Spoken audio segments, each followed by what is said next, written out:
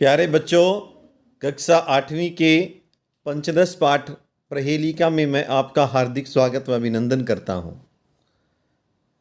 बच्चों, जो पहेलिकाएँ होती हैं वो मनोरंजन के साथ साथ ज्ञान भी प्रदान करती हैं और संसार की जितनी भी भाषाएं हैं उनमें पहेलियाँ विद्यमान हैं और संस्कृत के कवियों ने तो बहुत अच्छी पहेलियाँ प्रस्तुत की हैं जो रुचिकर होती हैं, मनोरंजन करती हैं और साथ ही साथ में हमें जो है ज्ञान भी प्रदान करती हैं। तो आज हम कुछ पहेलिकाओं का जो है अध्ययन करेंगे और आपने उनके जो उत्तर है वो सोचने हैं, उसके पश्चात आपको उत्तर भी बता दिया जाएगा। कस्तूरी जायते कस्मात् को हन्ति करिणाम कुलम किम कुर्यात् कातरो युद्धे मृगात् सिंहः पलायते। कस्तूरी जो है वो कस्मात् किससे जायते उत्पन्न होती है। प्यारे बच्चों, कस्तूरी एक सुगंधित पदार्थ होता है, ठीक है। ये कस्मात् किससे जायते उत्पन्न होती है, कस्तूरी किससे उत्पन्न होती है। द्वितीय प्रश्न किया गया है, को हन्ति कौन मारता है, करिणाम कुलम करी हाथियों के, कुलम समूह को, हाथियों के समूह को कौन मारता है। किम कुर्यात क्या करना चाहिए, कातरह युद्धे युद्ध में कायर व्यक्ति को क्या करना चाहिए, जो डरपोक व्यक्ति है उसको युद्ध में क्या करना चाहिए। तो इन सभी प्रश्नों के जो उत्तर हैं अंतिम पंक्ति में दे दिए गए हैं। मृगात् सिंहः पलायते, कस्तूरी कस्मात्, कस्तूरी जायते कस्मात्, कस्तूरी किससे उत्पन्न होती है। तो पहला आ गया मृगात्, मृग से, हिरण से उत्पन्न होती है। ये हिरण के अंदर होती है और बड़े सुगंधित पदार्थ होता है ये, और इसकी खोज में जो है हिरण घूमता रहता है, लेकिन वो इसी के अंदर ही होती है। को हन्ति करिणाम कुलम, हाथियों के समूह को कौन मारता है, तो सिंहः, ठीक है। और किम कुर्यात् कातरो युद्धे, कायर व्यक्ति को युद्ध में क्या करना चाहिए, पलायते भाग जाना चाहिए, ठीक है। अग्रिम देखते हैं। सीमंतनीषु का शांता राजा को अभूत गुणोत्तमः विद्वद्वी का सदा वंद्या अत्रैवोक्तम न बुध्यते। देखो कितनी अच्छी दो पहेली है। इसने कहा कि सीमंतनीषु का शांता, सीमंतनीषु स्त्रियों में का शांता कौन सबसे अधिक शांत है। राजा को अभूत गुणोत्तम, राजा जो है जो गुणों में भी उत्तम है वो कौन हुआ। विद्वद्वी का सदा वंद्या, विद्वान व्यक्तियों के द्वारा हमेशा वंदनीय कौन है। अत्रैव उक्तम न बुध्यते, यहीं पर कह दिया गया है फिर भी नहीं समझा जा रहा है, अर्थात हमने उत्तर यहीं पर बता दिए गए हैं फिर भी आप नहीं जानते हैं। देखो यहाँ पर क्या होगा बच्चों, प्रत्येक पंक्ति का जो पहला वर्ण है और अंतिम वर्ण है वो उत्तर बन जाएगा उस पंक्ति का। सीमंतनीषु का शांता, स्त्रियों में कौन शांत है, तो सी ये और ता अंत में, तो कौन है, सीता। राजा को अभूत गुणोत्तम, गुणों में उत्तम राजा कौन है, तो रा शुरू का और मैं अंत वाला राम है, तो राम जो हैं वो गुणों में उत्तम राजा हैं। विद्वद्वी का सदा वंद्या, विद्वान व्यक्तियों के द्वारा हमेशा वंदनीय कौन है, पूजनीय कौन है, तो वी पहले वाला और द्या अंत वाला, विद्या, अर्थात विद्वान व्यक्ति विद्या की ही वंदना करते हैं, विद्या ही की पूजा करते हैं। तो अत्रैव उक्तम न बुध्यते, यहीं पर बता दिया गया है ये सारी बातें, लेकिन फिर भी नहीं जान पा रहे हो। अग्रिम प्रहेलिका देखते हैं। कम संजगान कृष्णः का शीतल वाहिनी गंगा के दार पोषण रताः कम बलवंतम न बाधते शीतम। फिर से देखें।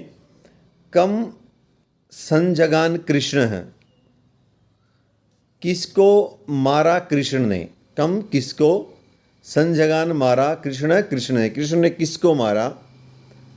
का शीतल वाहिनी गंगा, शीतल जहाँ पर धारा बहती है, जहाँ पर जो गंगा है, गंगा की शीतल धारा बहती है, वो नगरी कौन सी है।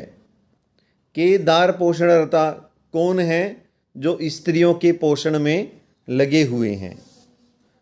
कम बलवंतम, किस बलवान व्यक्ति को, न बाधते शीतम, जो शीत ऋतु है, जो ठंड है वो बाधित नहीं करती, ठंड किसको नहीं लगती। फिर से देखो, कम संजगान कृष्ण, कृष्ण ने किसको मारा? का शीतल वाहिनी गंगा, ठंडी धारा वाली जो गंगा है वो कहाँ बहती है?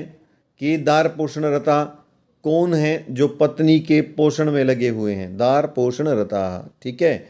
और कम बलवंतम ने बातें शरीरम, किस बलवान व्यक्ति को जो ठंड है वो नहीं लगती। तो प्यारे बच्चों यहीं पर उत्तर छिपे हुए हैं। कैसे? जो पहला वर्ण है और उसके बाद वाला दूसरा वर्ण है उन दोनों को जोड़ दो, जैसे कै और सें, कंस, ठीक है। तो कृष्ण ने किसको मारा? कंस को मारा। दूसरा, शीतल वाहिनी गंगा कहाँ पर है? ठंडी बहने वाली गंगा कहाँ पर है? तो का ये और सी ये, तो काशी में जो गंगा है उसकी ठंडी धारा बहती है। और केदार पोषण रहता, अपनी पत्नियों का पोषण में कौन लगे हुए हैं? केदार पोषण रता, जो खेतों में लगे हुए हैं, अर्थात कौन? किसान। ये जोड़ दो, केदार पोषण रता, जो खेतों में लगे हुए हैं अर्थात किसान अपनी पत्नी के पोषण में लगे हुए हैं। और बलवंतम न बातें शिरन, किस बलवान व्यक्ति को जो है ठंड बाधित नहीं करती है, ठंड नहीं लगती। तो ये इकट्ठा जोड़ दो, कंबलवंतम, जो कंबल से युक्त है, जिसने कंबल धारण किया है उसको ठंड बाधित नहीं करती। अग्रिम देखते हैं प्यारे बच्चों, बड़ा रुचिकर है अग्रिम पहेली का, ठीक है। बताया है कि वृक्षवासी न पक्षी राज, वृक्ष पर रहने वाला हूँ लेकिन पक्षी राज नहीं हूँ, ठीक है, पक्षी राज गरुड़ नहीं हूँ। त्रिनेत्रधारी, 3 नेत्र धारण करने वाला हूँ, न च शूलपाणी, लेकिन भगवान शिव नहीं हूँ। त्वक वस्त्रधारी, पौधों की छाल के वस्त्र धारण करने वाला हूँ लेकिन सिद्ध या योगी नहीं हूँ। जलम विवर्वन, जल धारण करने वाला हूँ, घटो न मेघ, न घड़ा हूँ न बादल हूँ। फिर से देखो, वृक्ष अग्रवासी, वृक्ष पर रहने वाला हूँ, वृक्ष की अग्रभाग पर रहने वाला हूँ। न च पक्षीराज, लेकिन पक्षीराज गरुड़ नहीं हूँ। त्रिनेत्रधारी, 3 नेत्रों को धारण करने वाला हूँ, मेरी आँख 3 है। न च शूलपाणी, लेकिन भगवान शिव नहीं हूँ। तवक वस्त्रधारी, पौधों की छाल के वस्त्र धारण करने वाला हूँ। न च सिद्ध योगी, लेकिन सिद्ध योगी नहीं हूँ। जलम च विवरण, और जल को धारण करने वाला हूँ। घटो न मेघ, घड़ा या बादल नहीं हूँ। तो प्यारे बच्चों, इस पहेलिका का जो उत्तर है वो होगा नारियल। नारियल वृक्ष के अग्रिम भाग पर रहता है, छोर पे लगता है, बिल्कुल टॉप पे, ठीक है, लेकिन वो पक्षीराज नहीं है। नारियल के 3 आँख होती हैं, देखना आप कभी भी, ठीक है, लेकिन भगवान शिव नहीं है। तवक, पौधों की छाल के वस्त्र धारण करता है, उसके ऊपर जो लिपटा हुआ होता है वो सारा वो त्वक ही होती है उसकी, लेकिन सिद्ध और योगी नहीं है। जल को भी धारण करता है, आपको पता होगा नारियल के अंदर जल होता है। तो घड़ा और मेघ भी नहीं है, इसलिए इस पहेलिका का उत्तर क्या होगा? नारियल। अब प्यारे बच्चों, जो पंचम पहेलिका है वो बहुत रुचिकर है। भोजनांते च किम पेयम, भोजन के अंत में क्या पीना चाहिए, ठीक है। अग्रिम है, जयंतः कस्य वै सुतः, जो जयंत है वो किसका बेटा है। कथम विष्णु पदम प्रोक्तम, विष्णु पद को, विष्णु के लोक को कैसा कहा गया है। और अंतिम पंक्ति में इन सभी के उत्तर दिए गए हैं। भोजनांते च किम पेयम, भोजन के अंत में क्या पीना चाहिए, तो दिया गया तक्रम। तक्रम का अर्थ है लस्सी, जो भोजन के अंत में वो लस्सी पीनी चाहिए। जयंत कस्य वै सुतः, जयंत किसका बेटा है, तो शक्रस्य, अर्थात इंद्र का, इंद्र को शक्र भी कहा गया है, इंद्र का बेटा है।